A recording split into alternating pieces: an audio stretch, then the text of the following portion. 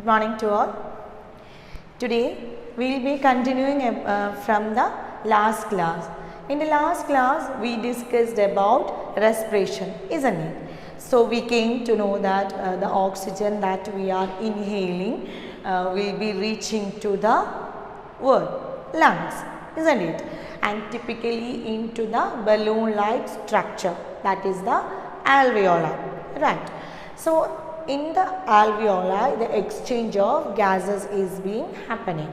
The oxygen that we inhale will be get exchanged with the carbon dioxide that is being carried by the blood from different parts of our body. So that carbon dioxide has to be exchanged, right? So how this exchanging is being happening? Now we came to know that this exchanging is happening with the help of a medium. That medium is known as the blood, right? Fluid medium is the blood. So in this section or in today's class, we will be coming across how this is being exchanged and what is the transport mechanism comprises. So I welcome you all to know more about these details. Clear? So today we are going to see the transport mechanism or the circulation. Clear? Again, it's a life process.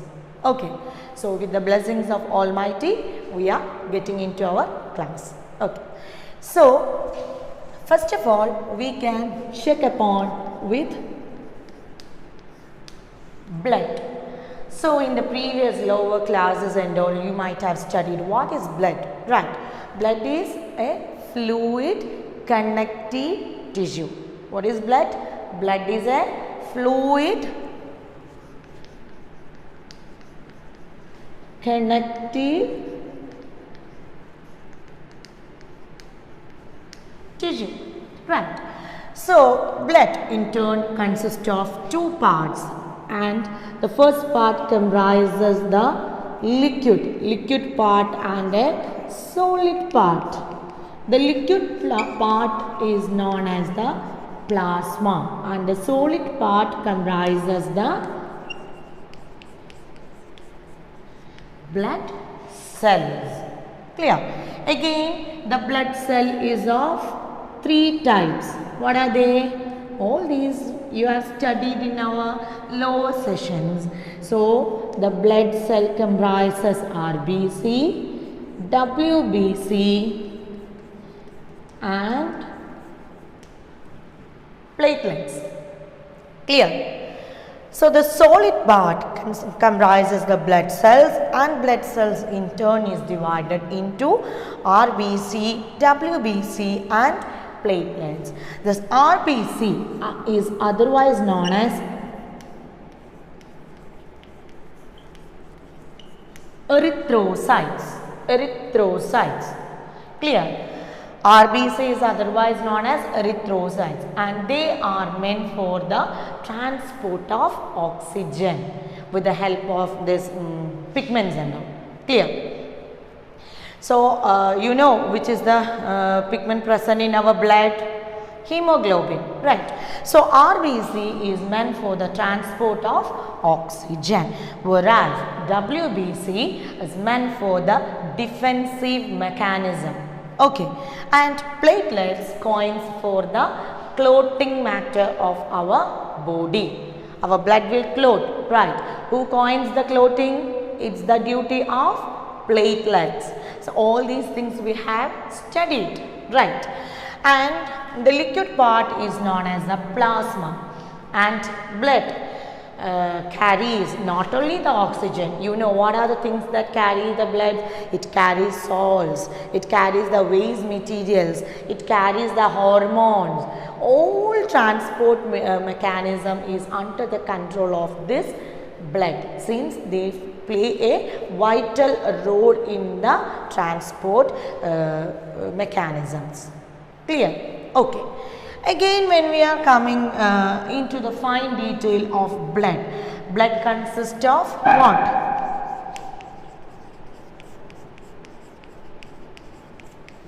Blood consists of blood vessels. Again, it is of three types. What are they? They include arteries, veins and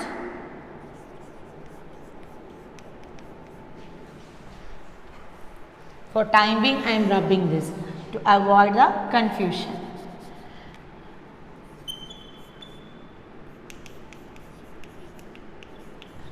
Capillaries. Clear? These are the three blood vessels which include arteries, veins and capillaries. Now, what are arteries? What are arteries? Arteries are the blood vessels that carry oxygenated blood from the heart to different parts of the body. Clear? Arteries are the blood vessels that carry oxygenated blood from the heart to different parts of the body.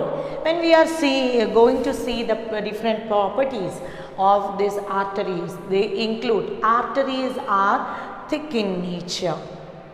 Clear? They are thick in nature and also they are elastic. So, why they are thick and elastic? See, they carry the oxygenated blood from the heart, right?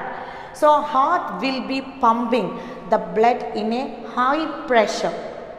Clear? So as to accommodate this high pressure blood, they should have that elasticity. Clear? In order to accommodate the blood that is entering the arteries, which is in high pressure, this elasticity property helps them from bursting. Clear? And also they are thick in nature. Okay. And they are seen quite deep in our skin. They can't be seen outside. Okay. Then coming to veins. Veins are the blood vessels that carry deoxygenated blood from different parts of our body to heart. Clear? Suppose this is our heart. It's a rough figure. I am telling arteries. These are the arteries. Arteries carry oxygenated blood to different parts of the body. And veins. Suppose veins drains the deoxygenated blood from different parts of the body to heart for purification purpose. Okay, so we will be studying in detail how this purification process is happening, how all these things will be carried out when we look into the fine detail of heart. Right now you understand this. Arteries carry oxygenated blood from the heart. Veins carry deoxygenated blood to the heart. I hope it's clear. Now the third blood vessel is they are the capillaries. Capillaries are fine thin branches of arteries and veins. Clear? So in this capillaries, the exchange of materials are being happening. Okay, this exchange of this oxygenated blood will be reaching into the organ and deoxygenated blood will be carried from the capillaries and they will unite to form veins. For example, I will show you. Suppose consider this hand as vein and this as capillaries and this area as arteries and this as vein, and you assume that an organ is there in between my fingers. So that veins while entering into the organ will branch into fine capillaries. Understand? These are the capillaries, and arteries upon entering the organ also will branch into capillaries. Clear? And these capillaries will help for the exchange of materials. The arteries will give the oxygenated blood to the organ. Suppose this is an organ. Likewise, I hope you are getting the idea. Okay. So, Arteries will carry the oxygenated blood and this will be supplied to this organ, and the deoxygenated from this part will be carried by the capillaries of the vein and it will be given to the heart. Understand what is capillaries? Understood? So these are the three blood vessels: arteries, veins and capillaries. So be well versed with this, because the next point I am telling will make you little bit confusing. So be well versed with this. Arteries carries oxygenated blood, veins carry deoxygenated blood. I told that the next point that makes you little confusion is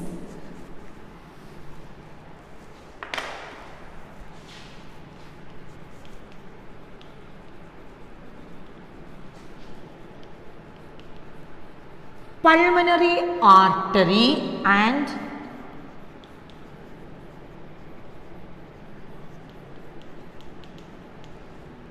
pulmonary vein. Clear? Pulmonary artery are those arteries which carry deoxygenated blood from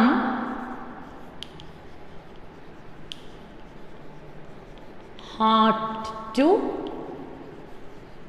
lungs. Clear? Pulmonary artery. Pulmonary means lungs. Have you heard of a branch of pulmonology and all? They are in regard with the study of with lungs. Clear? Pulmonology and all.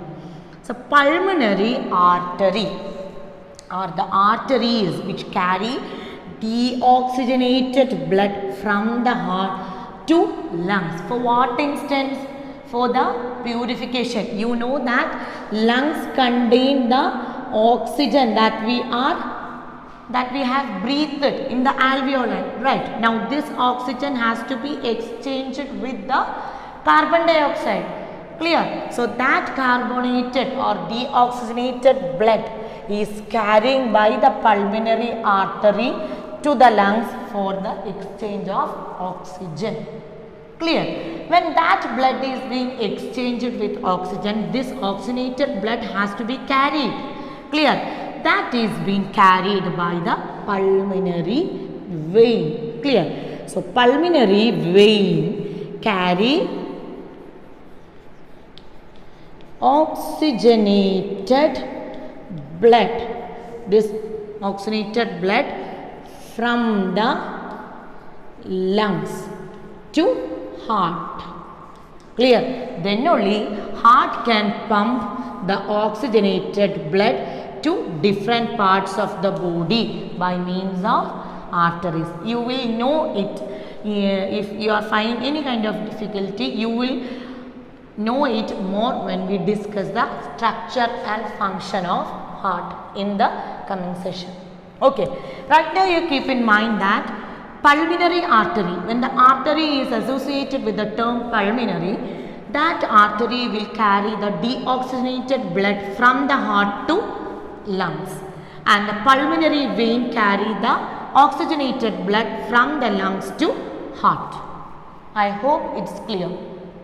Okay.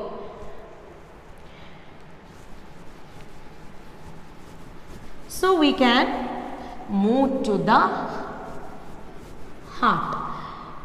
From all these points, you might have drawn a conclusion that a pumping organ should be there, which ensure that constant pumping of the blood is done, and also they are collecting the deoxygenated blood also. So a pumping organ should be there, and that pumping organ is known as, yes, heart. So we can say heart as our pump, right? Heart as our pump. Heart. Okay. H-E-A-R-T. Okay. Don't tell it as hurt. Hurt is this. Hurt. This is wrong. Heart. Clear? Okay. Now, how we can say this heart and all, define the heart and all. Heart is a muscular organ which ensures the pumping of blood to different parts of the body, and also it collects the it collects the blood from different parts of the body, right. So we can say, where is heart located? Heart is located in our thoracic cavity or in our chest cavity, right, and it is located in between the two lungs, which is slightly tilted towards the left. Clear? Which is slightly tilted towards the left portion. Now, what is the size of heart? What is the size of your heart? How we can say? The size of our heart will be the size of our fist. What is the size of this fist? Will be the size, exactly will be the size of our heart. My heart size will be the size of my fist. Clear? Okay, and also when we are representing in centimeters, we could say that heart is having a length of 12 centimeter and also a breadth of 9 centimeter. Clear? Heart is having a length of 12 centimeter and breadth of 9 centimeter. Now, we are going to see the working of heart. Right now, I will draw a rough figure over here and then I will explain with a figure in the chart. Okay. So, before going to the structure, we all know that heart is a vital organ, right? So, heart is placed in a highly protective manner inside our body. So, heart is enclosed in a protective layered sheath or protective coat. That coat is known as pericardium. Pericardium. And in the previous year, we have studied that different organisms are different chambers of heart. You know that heart is divided into chambers. So, when we have studied in the animal kingdom and all, we came to know that pisces are having 2-chambered heart, then reptiles except crocodile, they are having 3-chambered heart, and we human beings and birds and all are having 4-chambered heart. So, with regard to human beings only, we are going to see the structure of human heart and all. As we have done with the previous life process, what is being done in nutrition and respiration. We discussed as taking human being as the typical example. Similarly, for the circulation or transportation, here also we are going to see the structure of human heart. Okay. So, we told that heart is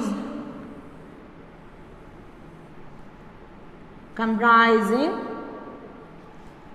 4 chambers. Right, human heart comprises 4 chambers.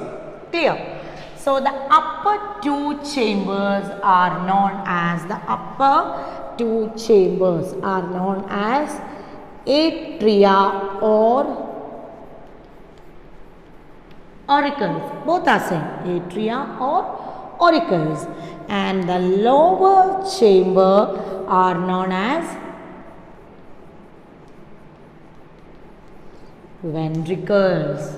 Clear? Upper chamber are known as atria or auricles and lower chambers are known as the ventricles. Is that clear? Okay.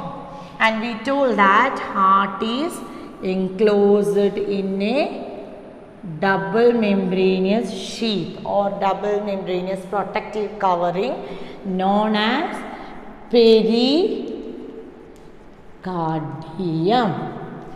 Okay, pericardium. So, we came to know that what is upper chamber and what is lower chamber. Okay, and you might have noticed that a separation is there which separates the heart into left and right half. Isn't it? Left and right half is the. Okay. So we can tell this as this is the right side and this is the left side. Okay. So this division of heart into right side and left side is done by septal walls. Septal walls. So we can name the chambers as this as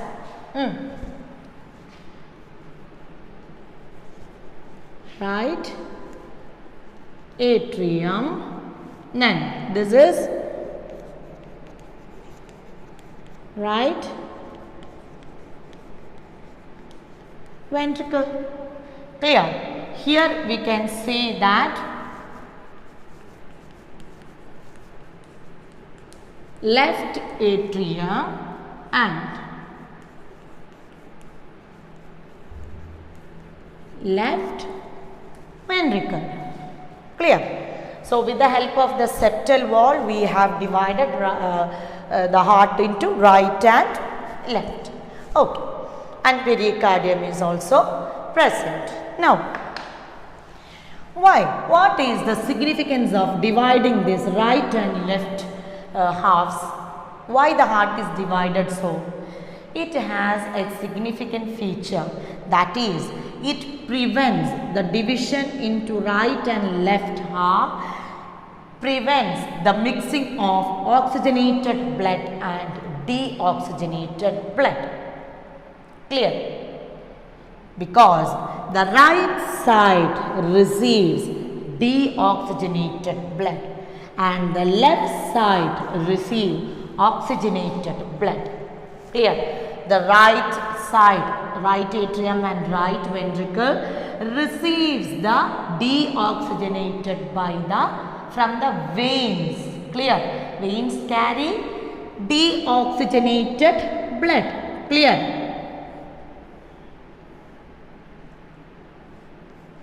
That is the vein.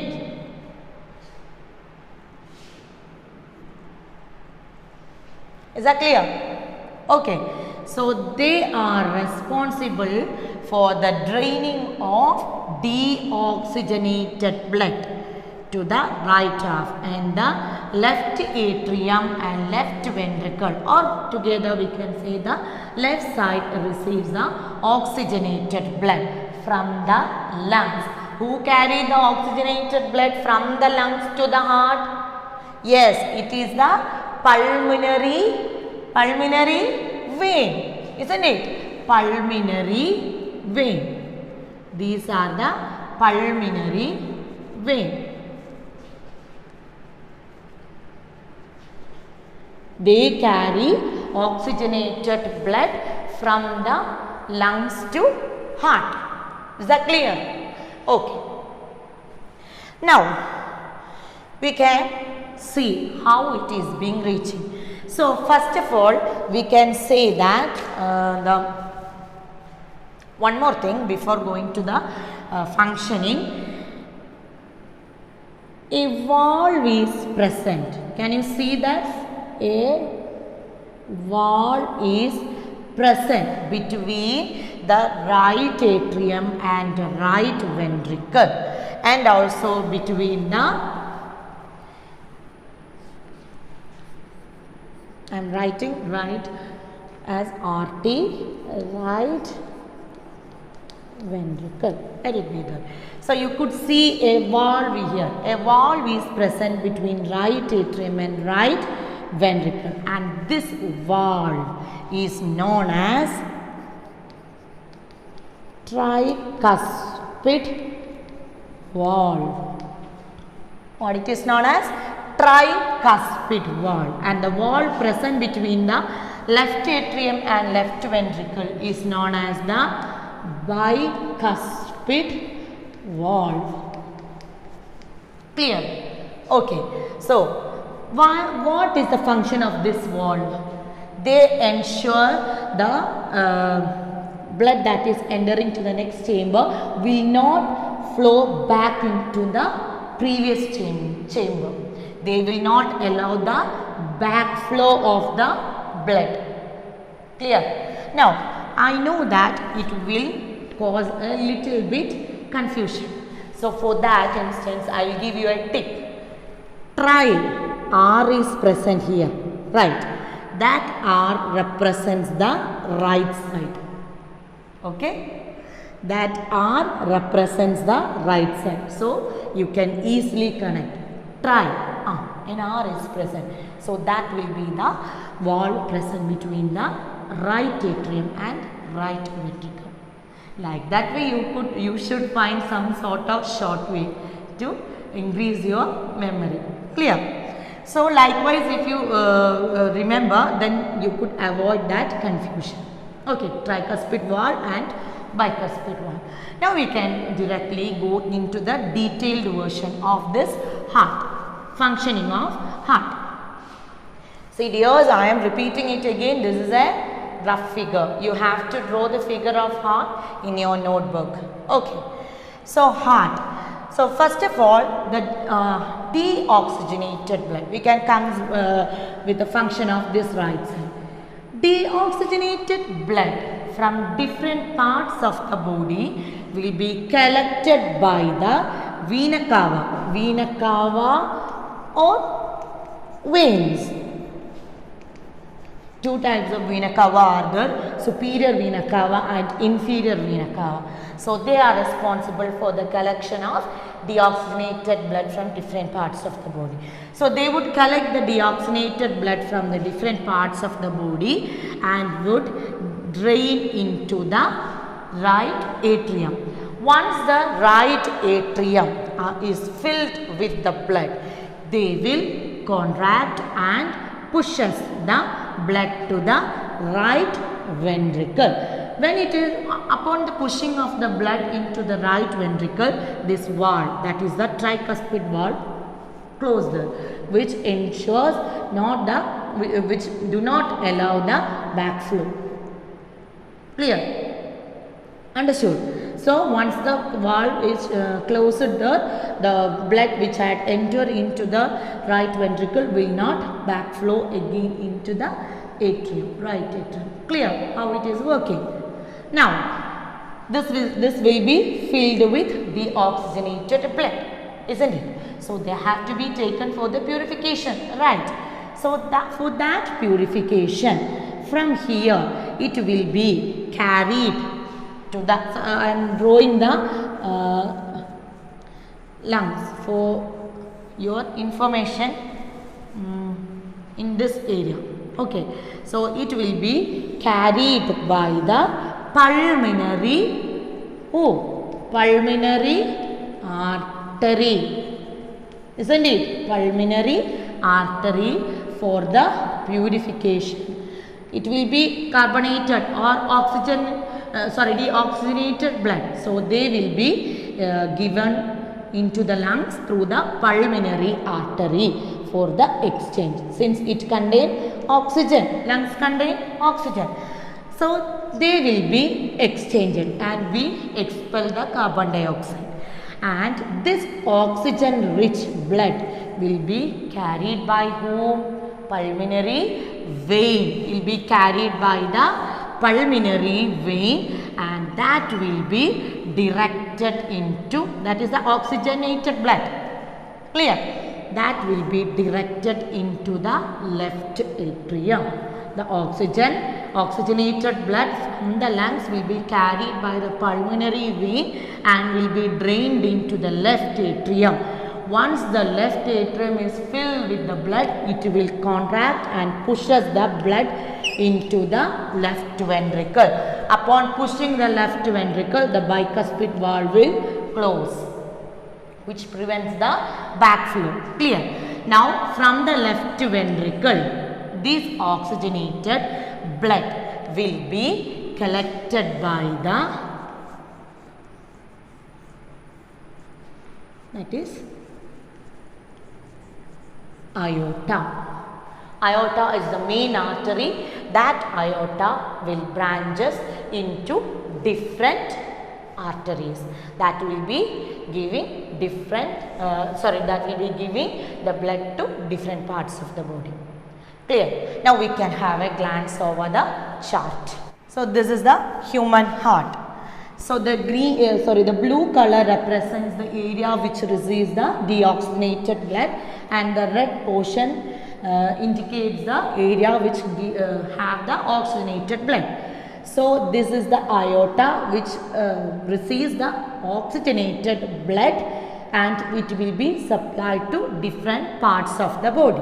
So this is the pulmonary artery which gives the deoxygenated blood from the right ventricle to the lungs.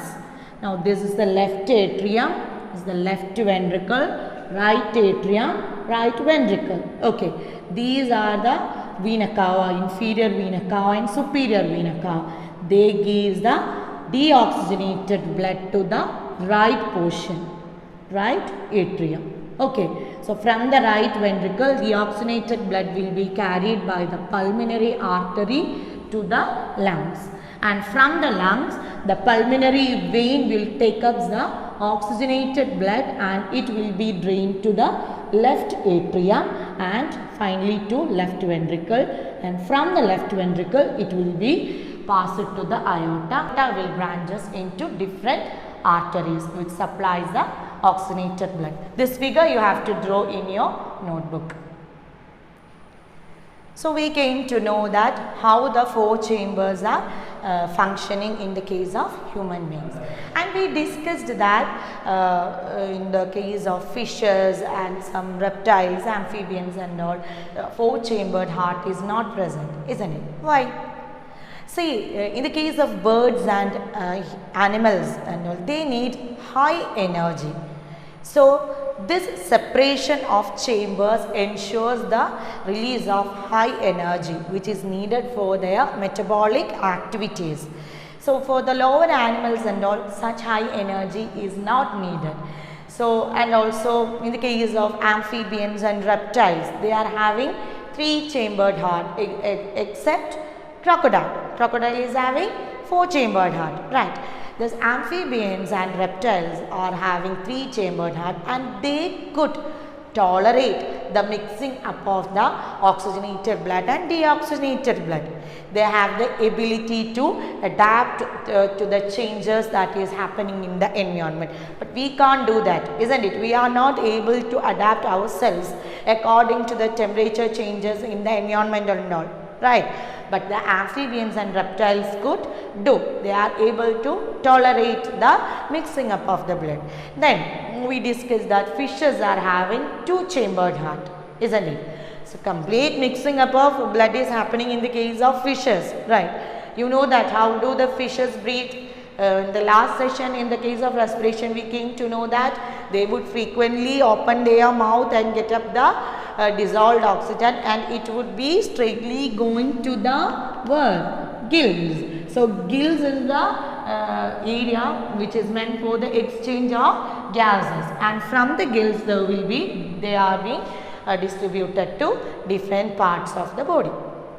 Clear? So when we are checking upon the circulation of fish, we came to know that the oxygenated blood or the oxygenated blood is happening in the gills.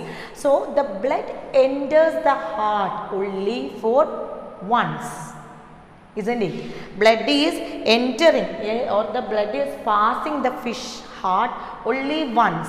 After the oxygenation only the blood is entering into the heart, right? And the heart will pump to different parts of the body. So the in the case of circulation, in the case of fishes, the only one circulation is being happening from the mouth to the gills, and from the gills oxygenated blood will pass to the heart and heart distributes. But in the case of human beings, what it is happening? In the case of human beings, first of all, the deoxygenated blood is entering the heart and leads to the lungs, right? From the lungs, the oxygenated blood is entering the heart and it will be distributed through the aorta to different parts of the body, right? So for 2 times the blood is entering the heart. For that instance, we could say that human beings or animals are having a double circulation. Clear? Animals are having a double circulation. So I hope this is clear to you. Now a small portion is being is to be taken, lymph. Today I am not going into that. I know this is little bit confusing, confusing only, but I am not telling that it is a tough portion. If you go or follow me today itself and do the notes and do the regarding works today itself, it won't be a hazard for you. Do the works, study it today itself to avoid the confusion. Okay, so today I have dealt only the heart and its function, how it is function.